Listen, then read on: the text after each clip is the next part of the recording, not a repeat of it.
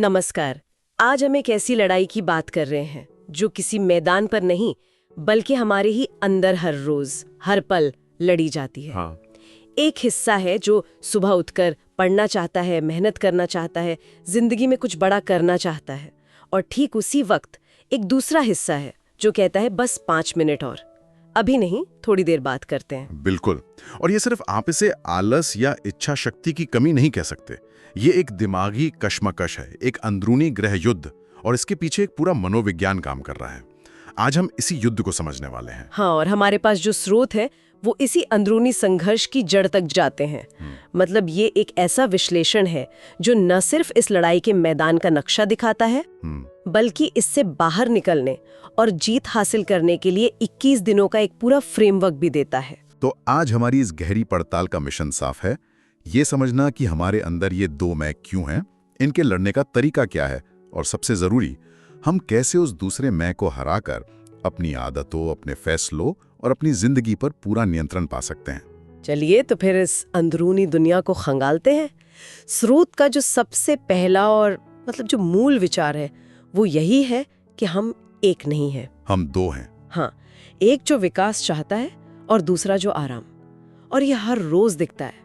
जैसे हम सिर्फ समय देखने के लिए फोन उठाते हैं और 1 घंटा कहाँ चला जाता है पता ही नहीं चलता। सही बात है। ये दूसरा मैं ही तो है जो हमें उस स्क्रॉलिंग के जाल में फंसा लेता है। और ये सिर्फ फोन तक सीमित नहीं है ना। सुबह 5 बजे उठने का पक्का इरादा करके सोते हैं, पर अलार्म बजते ही वही दूसरा मैं कहता है, अरे 8 घंटे की नींद तो जरूरी है, सेहत का सवाल है। हाँ, और हम उस तर्क को मानकर सो जाते हैं। बिल्कुल। हेल्दी खाने का वादा करते हैं, पर दोस्तों के साथ बैठे होते हैं तो वही अंदर की आवाज कहती है, जिंदगी जीने के लिए है, आज खा लो, कल से पक्का डाइट। एक उदाहरण जो स्रोत में था और जिससे मैंने तुरंत जुड़ाव महसूस किया, वो अमीर बनने के सपने को लेकर था। एक हिस्सा कहता है कि मेहनत करनी है, पैसे कमाने हैं, परिवार को अच्छी जिंदगी देनी है, और दूसरा हिस्सा तुरंत एक बहुत ही आध्यात्मिक तर्क लेकर आता है, अरे ये सब तो मोह माया है, असली खुशी तो मन की शांति में है, चलो नेटफ्लिक्स देखते हैं। खुद को धोखा देने का कितना शानदार तरीका है ना? और इस संघर्ष का पैमाना हमें अक्सर महसूस नहीं होता, पर वो चौंकाने वाला है। स्रोत के आंकड़े बताते हैं कि हर हफ्ते हमारे अंदर ऐसी 1500 से 3000 छोटी बड़ी बहसें होती हैं। 1 मिनट, 3000 बार हर हफ्ते? हर हफ्ते। इसका मतलब तो साल में लगभग 1.5 लाख बार। हाँ। ये आंकड़ा तो होश उड़ाने वाला है। हाँ। इसका मतलब है कि हमारी जिंदगी का हर दिन असल में इन अनगिनत छोटी छोटी जीतों और हारों का ही नतीजा है। हम इसे महसूस भी नहीं करते, पर ये लड़ाई लगातार चल रही है। बिल्कुल। और इन्हीं छोटी छोटी बहसों का नतीजा हमारी जिंदगी, हमारा आत्मविश्वास, हमारी आदतें और यहाँ तक कि हमारी कमाई को भी तय करता है। लेकिन यहीं पर स्रोत एक दिलचस्प मोड़ लाता है। अच्छा। वो कहता है कि इन दोनों के अलावा एक तीसरा भी है, वो है आप, असली आप। वो ब्योवर्ट्सर जो इन दोनों की लड़ाई देख रहा है। असली शक्ति इसी तीसरे के पास है कि वो किसकी बात सुने। अच्छा, तो ये जो अंदर का दूसरा इंसान है, जिसे स्रोत डेविल या बुरा इंसान कहता है, उसकी रणनीति क्या है? स्रोत कहता है कि ये इतनी तेजी से काम करता है कि हमें पता ही नहीं चलता। जैसे 2 घंटे रील्स देखने के बाद एहसास होता है कि समय बर्बाद हो गया। उस दौरान नहीं, उस दौरान तो मजा आ रहा होता है। यहाँ स्रोत एक बहुत गहरी बात बताता है। हमारे अंदर के अच्छे इंसान की ताकत है लॉजिक, यानी तर्क।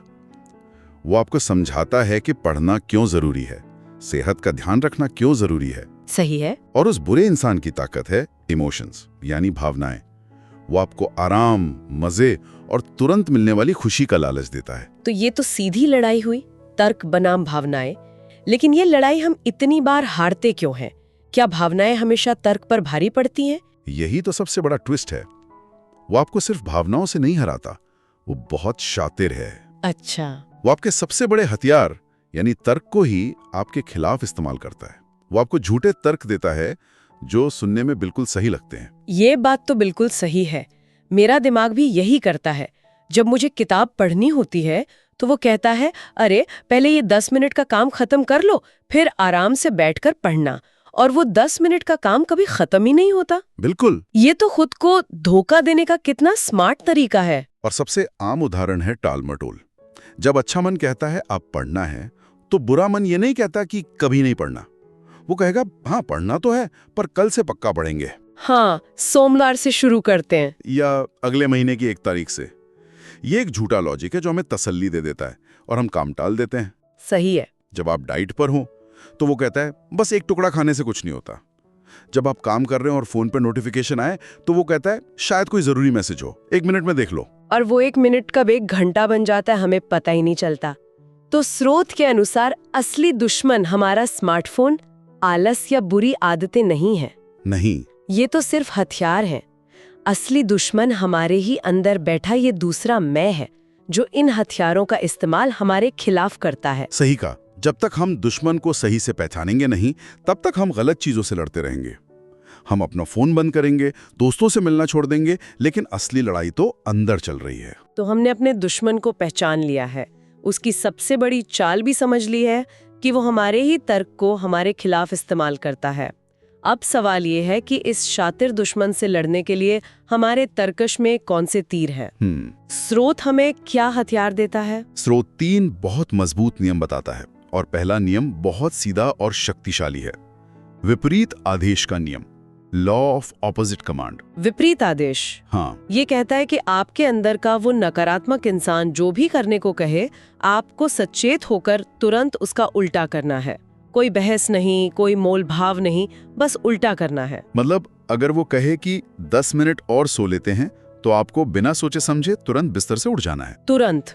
अगर वो कहे आज मूड नहीं है तो आपको कहना है बस इसी टाइम पढ़ना है और पढ़ने बैठ जाना है। अगर वो कहे थोड़ा फोन देख लेते हैं तो आपको फोन बंद करके दूर रख देना है। बिल्कुल। स्रोत का कहना है कि जब आप ऐसा करना शुरू करते हैं तो उस अंदर की आवाज को एक झटका लगता है। वो चिल्लाएगा, आपको बोरिंग महसूस कराएगा। वो तर्क देगा कि क्यों खुद को परेशान कर रही हो। बिल्कुल। लेकिन अगर आप टिके रहें तो 7 दिनों में ये आवाज काफी कमजोर पड़ जाएगी और 21 दिनों में ये सिर्फ एक बैकग्राउंड का शोर बनकर रह जाएगी जिसे आप आसानी से नजरअंदाज कर सकते हैं। ये सुनने में बहुत अच्छा लगता है, पर क्या ये इतना आसान है? कई बार तो वो बुरी आवाज भी कुछ जायज बातें कहती है, जैसे तुम बहुत थक गई हो, थोड़ा आराम कर लो। हर बार उसका उल्टा करना क्या हमें बर्नआउट की तरफ नहीं ले जाएगा? ये बहुत अच्छा सवाल है और यहाँ पर फर्क समझना जरूरी है। ये नियम उन आवाजों के लिए है जो आपको आपके लक्ष्यों से भटकाती हैं, जो आपको आराम के जाल में फंसाती हैं। जब आपका शरीर सच में थका हो और आराम की जरूरत हो, वो एक अलग एहसास है। अच्छा। लेकिन जब आप सिर्फ काम टालने के लिए थकान का बहाना बना रहे हो, वो आपको अंदर से पता होता है। ये नियम उस झूठे तर्क के खिलाफ है, शरीर की सच्ची जरूरतों के खिलाफ नहीं। सही बात है। और स्रोत ने इसके लिए 2 असल जिंदगी के उदाहरण भी दिए हैं जो इस नियम की ताकत को दिखाते हैं। हाँ, पहला उदाहरण डेविड गॉगिन्स का है, जिन्हें दुनिया का सबसे मजबूत इंसान माना जाता है। उनकी सोच आम लोगों से बिल्कुल उल्टी है। कैसे? जहां हम अच्छा मौसम होने पर काम करते हैं, वो जिस दिन मौसम खराब होता है या बर्फ पड़ती है, उस दिन दोगुनी रनिंग करते हैं। वो जानबूझकर उस आवाज को चुनते हैं जो कहती है आज मुश्किल है, और फिर उसका ठीक उल्टा करते हैं। वाह। दूसरा उदाहरण एक व्यक्ति का है जिसे अफीम की लत थी। उसने लत छोड़ने के लिए अफीम खरीदकर अपने सामने रख दी और खुद को चुनौती दी कि अब इसे इस्तेमाल करके दिखा। ये अपने अंदर के डेविल को सीधा चैलेंज करना है। ये विपरीत आदेश का नियम सुनने में तो बहुत असरदार है, लेकिन एक दिक्कत है। ये अंदर की आवाज इतनी तेजी से आती है और अपना काम कर जाती है कि हमें पता ही नहीं चलता। जब तक हम उसका उल्टा करने का सोचें, हम पहले ही रील्स देखना शुरू कर चुके होते हैं। तो इस आवाज को समय रहते पकड़ा कैसे जाए? आपने बिल्कुल सही नस पकड़ी है, और यहीं पर दूसरा और शायद सबसे जरूरी नियम आता है, जागरूकता की शक्ति, पावर ऑफ अवेयरनेस। जागरूकता। हमारी ज्यादातर जिंदगी ऑटो पायलट मोड पर चलती है। हमें पता ही नहीं होता कि हम क्या सोच रहे हैं और क्यों कर रहे हैं। स्रोत इसके लिए एक बहुत ही दिलचस्प प्रयोग करने को कहता है। अभी इसी वक्त अपने अंदर के उस डेविल से पूछो, तेरा अगला विचार क्या है? अच्छा, मैंने अभी अपने मन में ये पूछा और सच में एक पल के लिए सब खाली हो गया, कोई विचार नहीं था। ऐसा क्यों होता है? नतीजा यही होता है कि मन एकदम खाली हो जाएगा, वो आवाज चुप हो जाएगी। हाँ, ऐसा इसलिए होता है क्योंकि ये सवाल पूछते ही ऑटो पायलट मोड टूट जाता है और आप, यानी वो तीसरा इंसान जो देख रहा है, वर्तमान में आ जाता है। वो डेविल सिर्फ तभी काम कर सकता है जब आप बेहोशी में हो, जब आप ऑटो पायलट पर हो। जैसे ही आप उस पर टॉर्च की रोशनी डालते हैं वो भाग जाता है। तो इसका अभ्यास कैसे करना है, क्योंकि ये एक पल का अनुभव तो शक्तिशाली है, पर इसे आदत कैसे बनाया जाए? स्रोत का सुझाव है कि इसके लिए रोज अपनी उम्र के बराबर मिनट निकाल कर बैठें। यानी अगर किसी की उम्र 25 साल है तो 25 मिनट। ठीक है। और सिर्फ अपनी सांस या अपने शरीर पर ध्यान दें। मन भटकेगा, 100 बार भटकेगा, यही तो अभ्यास है। जब भी पता चले कि मन भटक गया है, उसे बिना जज किए, बिना खुद को कोसे, प्यार से पकड़कर वापस ले आएं। ये मन की जिम है। मन की जिम। हाँ, जैसे वजन उठाने से मांसपेशियां मजबूत होती हैं, वैसे ही ये अभ्यास करने से आपका ध्यान मजबूत होता है। धीरे धीरे आप अपने विचारों और हरकतों पर नियंत्रण पाना सीख जाएंगे। आपको सब कुछ स्लो मोशन में दिखाई देने लगेगा। ठीक है, तो अब तक हमने दुश्मन को पहचाना, उसके खिलाफ विपरीत आदेश का हथियार इस्तेमाल किया और जागरूकता की ढाल से उसे पकड़ना सीखा। लेकिन ये सब एक लड़ाई जैसा लगता है, एक सस्टेनेंट संघर्ष। हाँ, एक संघर्ष तो है। क्या कोई तरीका है कि ये दुश्मन हमारा दोस्त बन जाए? वहीं पर तीसरा नियम आता है ना? बिल्कुल। तीसरा नियम है भावनाओं का इस्तेमाल करके reprogramming. Using feelings to reprogram. अब उसे अपना दोस्त बनाने का समय है। अच्छा। स्रोत कहता है कि ये डेविल असल में हमारा अवचेतन मन, सबकॉन्शियस माइंड है। और ये लॉजिक यानी तर्क की भाषा नहीं समझता। ये सिर्फ 2 भाषाएं समझता है, भावनाएं, इमोशंस, और दोहराव, रेपिटेशन। तो इसका इस्तेमाल अपनी अच्छी आदतों को बनाने के लिए कैसे करना है, इसे थोड़ा विस्तार से समझाइए। देखिए, जो भी आदत आप बनाना चाहते हैं या छोड़ना चाहते हैं, उसे पूरे इमोशन और विश्वास के साथ महसूस करें। उसे विजुलाइज करें, यानी उसकी कल्पना करें। जैसे अगर सुबह 5:30 बजे उठना है, तो रात को सोने से पहले 10-15 बार ये कल्पना करें कि आप उठ चुके हैं, जूते पहन रहे हैं और दौड़ रहे हैं। इसे सिर्फ सोचना नहीं है, बल्कि महसूस करना है। वो ताज़ी हवा, वो दौड़ते हुए की खुशी, वो सेहतमंद होने का एहसास। स्रोत का तो ये भी दावा है कि अगर ये सही से किया जाए तो आपकी आंख बिना अलार्म के ठीक 5:30 बजे खुल जाएगी। क्या ये सच में संभव है? ये बिल्कुल संभव है, क्योंकि आपका अवचेतन मन कल्पना और हकीकत में फर्क नहीं कर पाता। जब आप उसे बार बार भावनाओं के साथ कोई संदेश देते हैं तो वो उसे सच मान लेता है और फिर वो आपको वही काम करने में मदद करने लगता है। मतलब आपका शरीर और दिमाग उस काम के लिए पहले से तैयार हो जाते हैं। एग्जैक्टली। स्रोत बताता है कि विराट कोहली से लेकर शाहरुख खान तक बड़े बड़े अचीवर्स इस तकनीक का इस्तेमाल करते हैं। वे मैच या परफॉर्मेंस से पहले ही अपनी सफलता को हजारों बार अपने मन में जी लेते हैं। जब वो असल में मैदान पर उतरते हैं तो उनके दिमाग के लिए वो कोई नई चीज नहीं होती है।